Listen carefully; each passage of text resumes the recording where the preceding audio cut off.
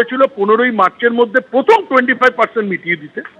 যেহেতু আজকে ঘোষণা হয়েছে, একদিকে তো ভোট ঘোষণা হওয়ার 45 মিনিট আগে, সেটা তো একটা ফ্যাক্টর, কিন্তু তার সাথে 15ই মার্চ এই তারিখটাও একটা বড় ফ্যাক্টর। তো ধরে নেওয়া যেতে পারে যে 25%টাই পাবো, বাকি যে 3 কিস্তি বা 4 কিস্তি, যত কিস্তিতে বাকিটা দেওয়া হবে সেটা হয়তো ওই কমিটি ঠিক করে রাজ্য সরকারের সাথে আলোচনা করে ঠিক করে দেবে। এইটা পুরোটাই প্রাইমা ফেসি মনে হচ্ছে, কিন্তু প্রপার নোটিফিকেশনটা পেলে আমরা ভালোভাবে বুঝতে পারবো। তবে একটা আশঙ্কার জায়গা থেকে যাচ্ছে, সেটা হচ্ছে যে এই যে অর্ডারটা, আমরা এখনো চিন্তিত, কারণ যে হলফনামাটা জমা দিয়েছে তাতে 3,17,000-এর যে ফিগারটা, ওটা আমাদের এখনো কনফিউশনে রেখেছে যে আমাদের যারা সহকর্মী, যারা পঞ্চায়েতে আছেন, যারা মিউনিসিপ্যালিটিতে আছেন, যারা স্কুলে আছেন, আমরা সবাই পাবো তো? কারণ আমরা আমাদের মধ্যে কোনো বিভাজন রাখতে চাই না, কারণ জয়টা সম্মিলিত কর্মচারী সমাজেরই জয়।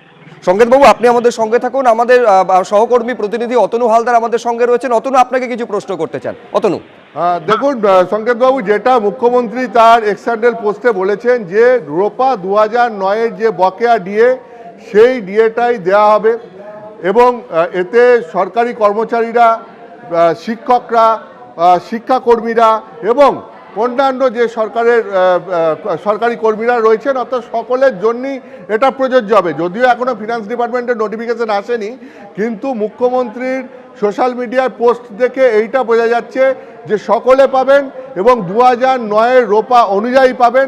এখন এক্ষেত্রে আপনাকে আমার প্রশ্ন হচ্ছে যে এই সুপ্রিম কোর্টের রায়ে যেটা বলা হয়েছিল যে 25% অবিলম্বে দিতে হবে এবং বাকিটা সুপ্রিম কোর্টের গঠন করে দেওয়া কমিটির সঙ্গে রাজ্য সরকার আলোচনা করে ঠিক করবে যে বাকি 75% কবে দেবে, কিন্তু তার প্রথম কিস্তি 31শে মার্চের মধ্যে দেওয়া হবে।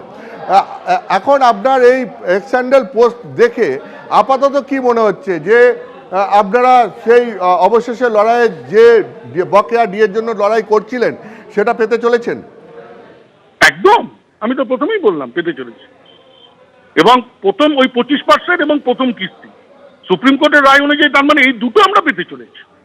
এবার কিস্তিটা কতটা, পরিমাণ কত, সেটা নিশ্চয়ই কমিটির সাথে সরকার আলোচনা করে দেবে। আর ভোট ঘোষণা হওয়ার আগে এইটা নোটিফিকেশন বেরিয়ে যাওয়া মানে election has no effect on this. আর তাছাড়া এমনিতেও তো এফেক্ট হওয়ার কথা নয়, এগুলো তো আবার ডিউ। রোপা 2009, এর সাথে ইলেকশনে কি সম্পর্ক? দিয়ে তো দেওয়াই যায়, কিন্তু একটা জায়গা কেউ খেয়াল করছে না, এপ্রিল মাসের 1 এপ্রিল থেকে আমাদের যে 4% দিয়ে পাওয়ার ঘোষণা মাননীয় আগে করে দিয়েছিলেন, তার এখনো কিন্তু নোটিফিকেশনটা বেরোয়নি। ওটা বেরোনোটাও খুব দরকার। এইখানে আপনার কাছে আর একটা জিনিস আমি জানতে চাইবো, সেটা হচ্ছে যে এই যে ঘোষণা, এবং এটা তো সুপ্রিম কোর্টের নির্দেশে হচ্ছে, ফলে ভোট ঘোষণাতে এতে খুব একটা বাধাপ্রাপ্ত হবে বলে মনে হয় না। তার কারণ সুপ্রিম কোর্টের নির্দেশ হচ্ছে, সুপ্রিম কোর্ট আগে সমস্ত ডেডলাইন ঠিক করে দিয়েছে যে কবেকার মধ্যে 25% দিতে হবে, বাকি 75%-এর প্রথম কিস্তি কবেকার মধ্যে দিতে হবে এবং আলোচনা করে কবেকার মধ্যে সিদ্ধান্ত নিতে হবে। এগুলো মোটামুটি সুপ্রিম কোর্ট তার রায়ে নির্দিষ্ট করে দিয়েছিল। এখন প্রশ্ন হচ্ছে যে এর পরেও সুপ্রিম কোর্টের দ্বারস্থ হয়েছিল রাজ্য সরকার, এক সময় চেয়েছিল, 2 হচ্ছে গিয়ে রাজ্য সরকারের তরফ থেকে একটা রিভিউ পিটিশনও ফাইল করা হয়েছিল। এখন প্রশ্ন হচ্ছে যে সুপ্রিম কোর্টে যতক্ষণ পর্যন্ত না ওটা নিয়ে কিছু হয়, নতুন আবেদনে কিছু হয়, ততক্ষণ পর্যন্ত আগের রায়ই বহাল রয়েছে। ফলে এই 25%-এর পাশাপাশি আপনারা কি আশা রাখছেন যে বাকি 75% সেটাও ধাপে ধাপে আপনারা এবং যারা অবসরপ্রাপ্ত সরকারি কর্মী, যারা এটার সুযোগ পাবেন বলে রায়ে বলা হয়েছে, তারা প্রত্যেকেই বাকি 75% ধাপে ধাপে পেয়ে যাবেন?